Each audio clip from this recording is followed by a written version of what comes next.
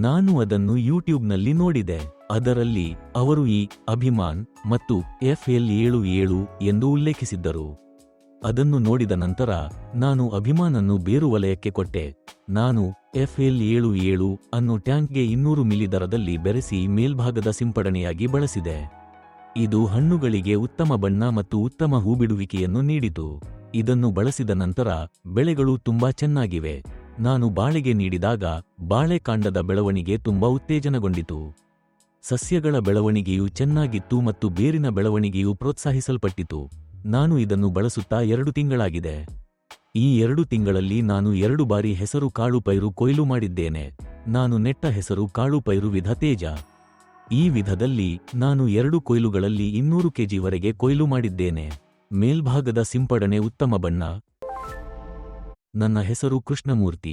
ನಾನು ತಿರುಪ್ಪೂರು ಜಿಲ್ಲೆಯಲ್ಲಿ ವಾಸಿಸುತ್ತಿದ್ದೇನೆ. ನಾನು ಸುಮಾರು 20 ವರ್ಷಗಳಿಂದ ಕೃಷಿ ಮಾಡುತ್ತಿದ್ದೇನೆ.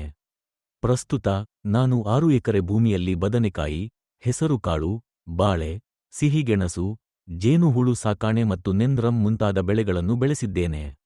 ಯೂಟ್ಯೂಬ್ನಲ್ಲಿ ನೋಡಿದ ನಂತರ ನಾನು ಅಭಿಮಾನ್ ಮತ್ತು FL77 ಅನ್ನು ಬಳಸಲು ಪ್ರಾರಂಭಿಸಿದೆ. ಎಕರೆಗೆ 1 ಲೀಟರ್ ದರದಲ್ಲಿ ಬೇರು ವಲಯಕ್ಕೆ ಅಭಿಮಾನ್ ಅನ್ನು ಹಾಕಿದೆ. ನಾನು ಪ್ರತಿ ಟ್ಯಾಂಕ್ಗೆ 200 ಮಿಲಿ ದರದಲ್ಲಿ FL77 ಅನ್ನು ಮೇಲ್ಭಾಗದ ಸಿಂಪಡಣೆಯಾಗಿ ಬಳಸಿದ್ದೇನೆ. ಇದರಿಂದಾಗಿ ಹಣ್ಣುಗಳು ಉತ್ತಮ ಬಣ್ಣ ಮತ್ತು ಉತ್ತಮ ಹೂಬಿಡುವಿಕೆಯನ್ನು ಪಡೆದಿವೆ. ನಾನು 2 ತಿಂಗಳಿನಿಂದ ಇದನ್ನು ಬಳಸುತ್ತಿದ್ದೇನೆ. ಈ ಅವಧಿಯಲ್ಲಿ ನಾನು 2 ಬಾರಿ ಮುಂಗ್ ಬೀನ್ ಅನ್ನು ಕೊಯ್ಲು ಮಾಡಿದ್ದೇನೆ. ತೇಜ ವಿಧದ ಹೆಸರು ಕಾಳು ಉತ್ತಮ ಹಸಿರು ಬಣ್ಣ ಮತ್ತು ಉತ್ತಮ ಗುಣಮಟ್ಟದೊಂದಿಗೆ ಲಭ್ಯವಿದೆ. ಈ ಔಷಧಿಗಳನ್ನು 2 ಬಾರಿ ಬಳಸಿದ ನಂತರ ಸಸ್ಯಗಳು ಚೆನ್ನಾಗಿ ಬೆಳೆಯುತ್ತಿವೆ. ಮುಂಗ್ ಬೀನ್ ಪ್ರಸ್ತುತ ಕತ್ತರಿಸುವ ಹಂತದಲ್ಲಿದೆ. ನಾನು ಈಗಾಗಲೇ ಅದನ್ನು ಒಮ್ಮೆ ಕತ್ತರಿಸಿದ್ದೇನೆ. ತಾರು ಉತ್ತಮ ಬಣ್ಣ ಮತ್ತು ಗುಣಮಟ್ಟದ್ದಾಗಿದೆ. ಈಗ 12 ತಿಂಗಳುಗಳಾಗಿವೆ. ನಾನು ಅಭಿಮಾನ್ ಔಷಧಿಯನ್ನು 3 ಬಾರಿ ಬಳಸಿದ್ದೇನೆ.